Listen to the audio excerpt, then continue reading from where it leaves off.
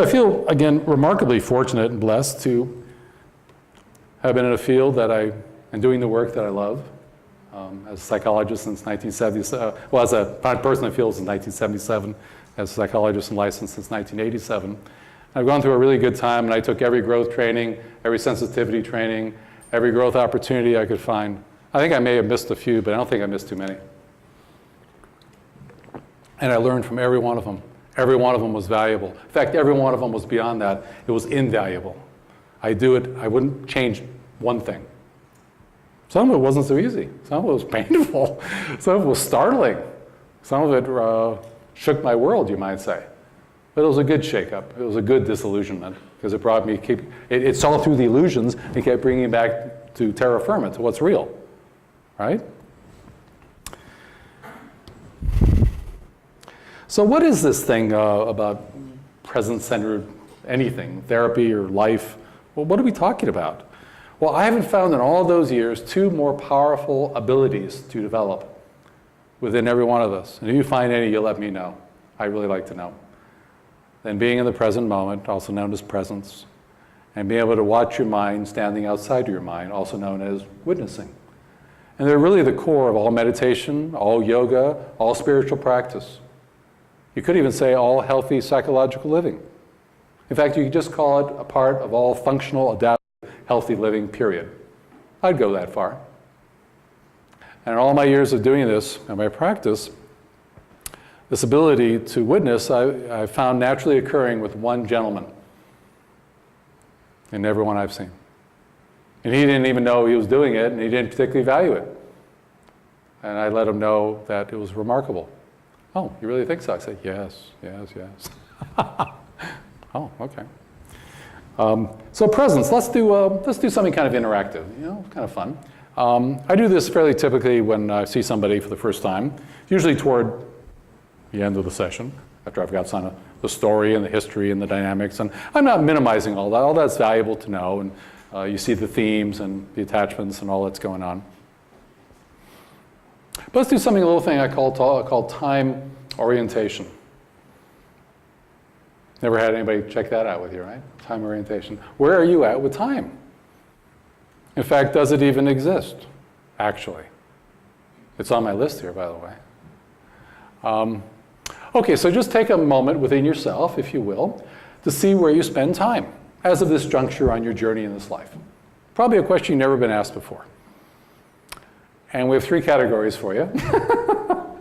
One's called past, the other's called present, the other's called future, right?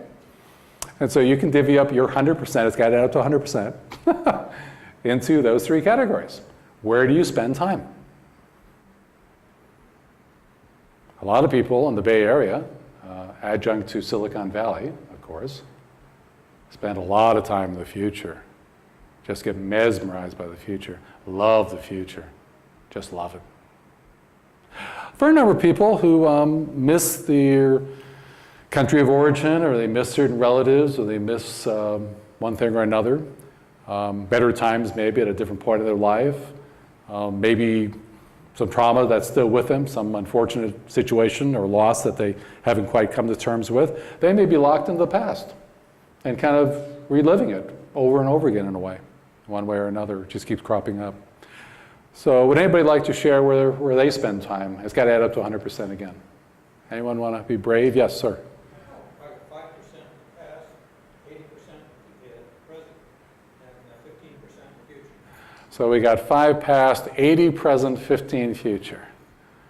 I've had exactly 4 people in my practice in the last 6 years, after doing calibration, we haven't done that yet, that are above 5% present. So I'd be remarkably surprised. You may be the one, though. Who knows? But, we'll see. It's a gift. It's a gift. I love it. I love it. I love it. Anyone else want to make a stab on this one? Yes, sir? I think it's very more 70% in the past. 70% in the past. And less in the future. Oh, so 0 in the present.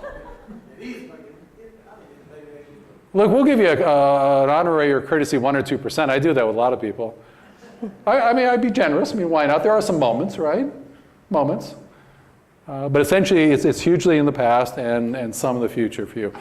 Okay, anyone else want one more person? Yes? And the interesting question, thank you so much for that sharing. I would only ask you one question. Who gets annoyed? Who's the who? You see, that's the part we don't see, is it? Nobody asked that question. And the mind certainly wouldn't ask that question because it'd be revealing itself. Hello, I don't think so. I like you under my thumb. I like you taking control of your life. I like having your life. I'm not going to give myself away here, pull back the curtain myself and reveal the wizard. You got to be joking. We all can pay a whole lot of attention to that man behind the curtain, can't we? Okay, let's find out, shall we? Let's do a little, call it an exercise, a moment here. So I like it all be in an open body position, no limbs crossed, if you can do that.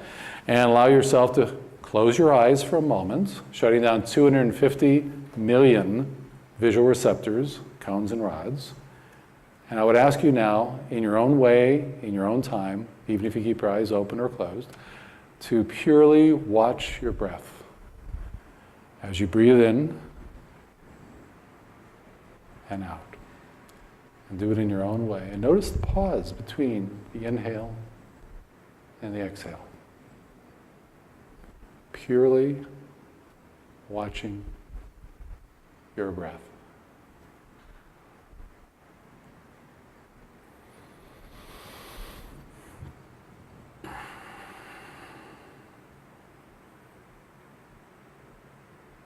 And you can open your eyes. Now let me just ask you a question or two. Even doing something as simple as that is already kind of relaxing, isn't it? And it's so simple, so incredibly simple. Did you have any thoughts during that time you were purely watching your breath? No. No. Anyone else? No particular thoughts? No. Okay. And if you did have thoughts, you could do it again. And if they come up, you just sort of let them go.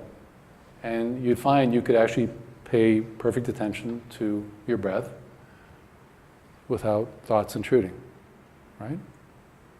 Did you have any sense of time in doing that? Why you were doing it? No. Why you were doing it? No. It was sort of timeless, wasn't it? Do you know what this is called? It's called being present. It's too obvious, isn't it?